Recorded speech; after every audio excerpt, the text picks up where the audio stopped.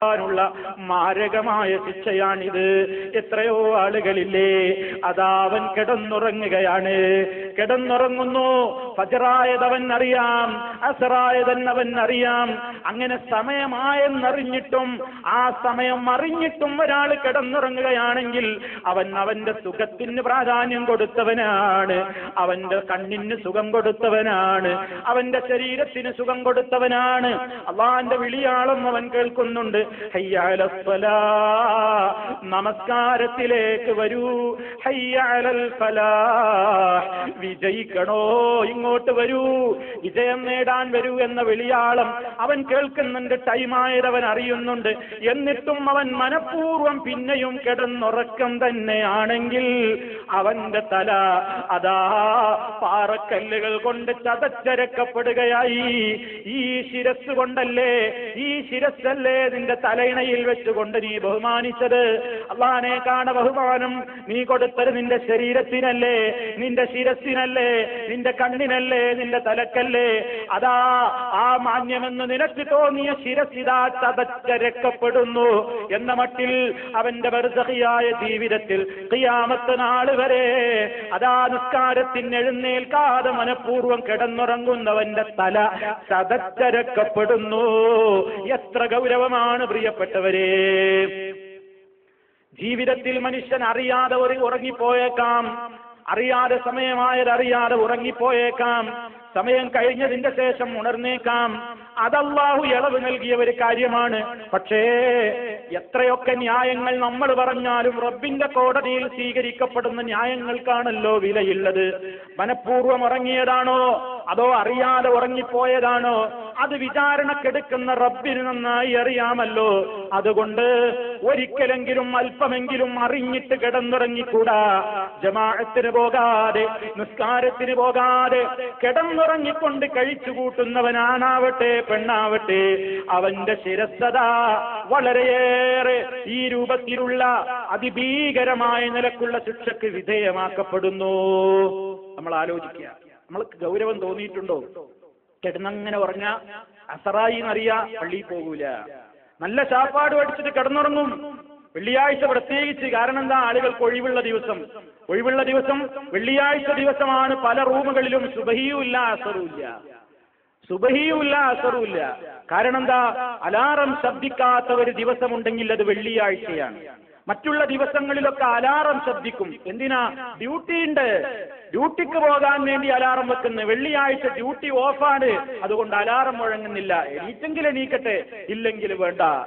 ഇങ്ങനെ അലസതയോടുകൂടെ വിടാനുള്ളതാണോ പ്രിയപ്പെട്ടവരെ നമ്മുടെ നമസ്കാരങ്ങൾ?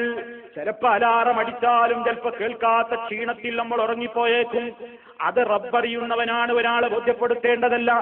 റബ്ബറിയും. പക്ഷേ അല്പമെങ്കിലും നമ്മൾ അറിഞ്ഞുകൊണ്ടാണ് ഉറങ്ങിയതെങ്കിൽ, അതിന് തൗബ ചെയ്യാതെ മരണപ്പെട്ടു പോയെങ്കിൽ, ആ നിലക്ക് റബ്ബിനോട് അതിനെ സംബന്ധിച്ച് കരഞ്ഞു പറയാതെ മരണപ്പെട്ടു പോയെങ്കിൽ ഖബറിൽ ഇതാണ് അനുഭവിക്കേണ്ടി വരുന്നത്. ഇലാ യൗമിൽ ഖിയാമ ഫയുസ്നഉ ബിഹി ഇലാ യുസ്അലു ബിഹി ഇലാ യൗമിൽ ഖിയാമ, അന്ത്യനാൾ വരെ ഇത് തുടരുന്നതാണ്. രണ്ട് കാര്യങ്ങൾ അവിടെ പറഞ്ഞു. ഒന്ന്, ജമാഅത്തിന് നിസ്കാരത്തിനൊന്നും പോകാതെ നിസ്കാരത്തിന്റെ കാര്യത്തിൽ ശ്രദ്ധിക്കാതെ കിടന്നുറങ്ങന്നെ. രണ്ടാമത്തത് എന്താണ്? ഇയാൾ ഇൽമു പഠിച്ചു, ആ ഇൽമനുസരിച്ച് രാത്രിയും പ്രവർത്തനമില്ല, പകലും പ്രവർത്തനമില്ല. പഠിച്ചതനുസരിച്ച് പ്രവർത്തിച്ചെങ്കിലല്ലേ ഇൽമു ഉപകാരപ്പെടുകയുള്ളൂ. ഇൽമു ഉപകാരപ്പെടണ്ടേ?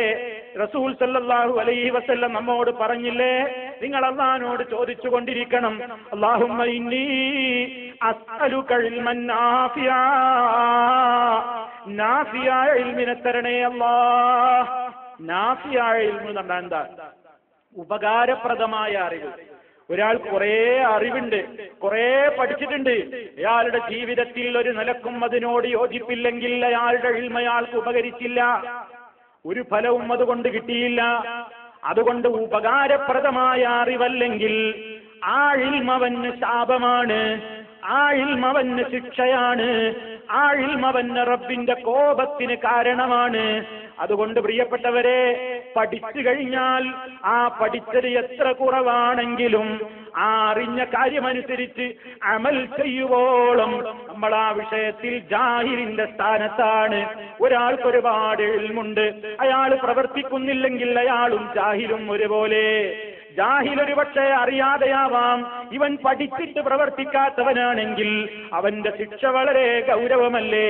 അതുകൊണ്ട് അള്ളാന്റെ ഖുർആൻ അവഗണിച്ചവരുടെയും നിസ്കാരത്തിന് പോകാതെ കിടന്നുറങ്ങുന്നവരുടെയും ശിക്ഷയാണ് ഈ പറഞ്ഞത്. അവന്റെ തലയിൽ ഇങ്ങനെ അതാ വലിയ പാറക്കല്ലുകൾ കൊണ്ട് എറിഞ്ഞ് ചതച്ചരക്കപ്പെടുന്നു. അള്ളാഹു നമ്മെ കാത്ത് രക്ഷിക്കുമാറാകട്ടെ. പരിശുദ്ധ ഖുർആനിനെ അവഗണിക്കൽ പല രൂപത്തിലില്ലേ. ആ ഖുർആൻ ഓതാൻ മനസ്സില്ലായ്മ, ആ ഖുർആൻ കേൾക്കാൻ താല്പര്യമില്ലായ്മ, ആ ഖുർആൻ പഠിക്കാൻ താല്പര്യമില്ലായ്മ, അത് പഠിപ്പിക്കുന്ന വേദികളിൽ വരാൻ മനസ്സില്ലായ്മ, വന്നാൽ തന്നെയും അതിന്റെ കാര്യങ്ങളോട് യോജിപ്പില്ലായ്മ. അങ്ങനെ പരിശുദ്ധ ഖുർആൻ കേൾക്കാൻ താല്പര്യമില്ല, പഠിക്കാൻ താല്പര്യമില്ല, അതിനെ സംബന്ധിച്ച് അന്വേഷിക്കാൻ താല്പര്യമില്ല, അത് പഠിക്കാനോ അത് ജീവിതത്തിൽ കൊണ്ടുവരാനോ ഒരു താല്പര്യവുമില്ലാതെ ഞങ്ങളും കിതാബിന്റെ ആളുകളാണ്, ഞങ്ങളും ഖുർആനിന്റെ ആളുകളാണെന്ന് പറയുന്ന ഈ കക്ഷികളെ സംബന്ധിച്ച് അല്ലാഹുവിന്റെ റസൂല് റബ്ബിനോട് തന്നെ പരാതി പറഞ്ഞല്ലോ. വഖാല റസൂലു യാ റബ്ബി ഇന്ന ഖൗമി ഇത്തഖദൂ ഹാദൽ ഖുർആന മഹ്ജൂറാ. സൂറത്തുൽ ഫുർഖാനിലെ 30-ാമത്തെ ആയത്തിൽ അല്ലാഹു തആല പറയുന്നുണ്ട്, റസൂൽ സല്ലല്ലാഹു അലൈഹി വസല്ലം പറയുന്നു, യാ റബ്ബി, എന്റെ റബ്ബേ, ഇന്ന ഖൗമി, ഇതാ എന്റെ ജനത, ഇത്തഖദൂ ഹാദൽ ഖുർആന മഹ്ജൂറാ, ഈ ഖുർആനിനെ അവർ അവഗണിച്ചവരാണ്, ഈ ഖുർആനിനെ അവർ ഉപേക്ഷിച്ചവരാണ്, ഈ ഖുർആൻ അവർ വലിച്ചെറിഞ്ഞവരാണ്. വീട്ടിന്റെ അകത്തളത്തിൽ ഖുർആനിന്റെ കോപ്പിയുണ്ട്, അതാ കാറിൽ നിന്നും യാത്രാവേളയിലും മറ്റ് സ്ഥലത്തു നിന്നുമൊക്കെ അവൻ ഖുർആൻ കേൾക്കുന്നുണ്ട്. പക്ഷേ ആ ഖുർആൻ അനുസരിച്ചുള്ള ഒരു ജീവിതം അവന്റെ വിശ്വാസ രംഗത്തില്ല, അവന്റെ കർമ്മരംഗത്തില്ല, അവന്റെ കുടുംബ ജീവിതത്തിലില്ല, അവന്റെ സ്വഭാവ മേഖലയിലില്ല, അവന്റെ സാമ്പത്തിക മേഖലയിലില്ല, അവന്റെ ഇടപാടുകളിലില്ല, അവന്റെ പെരുമാറ്റങ്ങളിലില്ല. ഇങ്ങനെ പരിശുദ്ധ ഖുർആനിന്റെ അഹ്കാമുകളെ, അതിന്റെ ഹലാല് ഹറാമുകളെ പരിഗണിക്കാതെ ജീവിതത്തെ തോന്നിയതുപോലെ മുന്നോട്ട് കൊണ്ടുപോയ ധിക്കാരികളായ ആളുകൾ അതാ ഖുർആൻ അവഗണിച്ചു കഴിഞ്ഞ ആളുകളാണ്. അത്തരത്തിൽ ഖുർആനിനെ അവഗണിക്കുന്നവരാരോ നമ്മുടെ കൂട്ടത്തിൽ ആരൊക്കെയുണ്ടോ, അല്ലാഹു നമ്മെ കാത്തുരക്ഷിക്കുമാറാകട്ടെ. ആ ഒരവസ്ഥയിലേക്ക് വന്നാൽ, ഖബറിൽ വെക്കപ്പെട്ട് എല്ലാവരും തിരിച്ചു പോന്നു കഴിഞ്ഞാൽ ഖിയാമത്ത് നാൾ വരെ ഈ ഭീകരമായ ശിക്ഷക്ക് നമ്മൾ വിധേയരാകുന്നു. ഖുർആൻ ഒരാൾ മനസ്സിലാക്കിയിട്ടതനുസരിച്ച് പ്രവർത്തിക്കാതെ പഠിച്ചതവൻ മറക്കുകയും ആ രൂപത്തിൽ അതിനോട് ഒരു പ്രത്യേകമായ അവസ്ഥയവൻ മുന്നോട്ട് കൊണ്ടുപോവുകയും ചെയ്യുമ്പോൾ അതിന്റെ ഗൗരവം അതാ പണ്ഡിതന്മാർ പറയുന്നത് നോക്കൂ.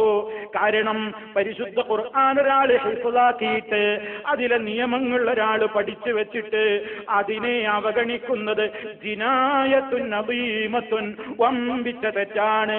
കാരണം എന്തെന്നല്ലേ, ഖുർആനിൽ ചിലതൊക്കെ ഒഴിവാക്കാനുണ്ടെന്നവൻ മനസ്സിലാക്കിയതുപോലെയാണ്. അതുകൊണ്ടവൻ എന്തു ചെയ്തു? പഠിച്ചിട്ടും അറിഞ്ഞിട്ടും ഖുർആനിന്റെ നിയമമാണെന്നറിഞ്ഞിട്ടും ഇസ്ലാമിന്റെ നിയമമാണെന്നറിഞ്ഞിട്ടും അതൊക്കെ കാറ്റിൽ പറത്തിയിട്ട് താൻ തോന്നിയായി ജീവിക്കുമ്പോ അവൻ വലിയ മാന്യമായി തല ഉയർത്തിയിട്ടല്ലേ സമൂഹത്തിൽ നടക്കാറുള്ളത്. ആ തലയുടെ അവസ്ഥയാണ് പറയുന്നത്. ആ തല ഖിയാമത്ത് നാൾ വരെ കല്ലുകൊണ്ട് കുത്തി കുത്തി ചതച്ചരക്കപ്പെടുന്നു. ആ ഭീകരമായ ശിക്ഷയാണ്. അതിനെപ്പറ്റി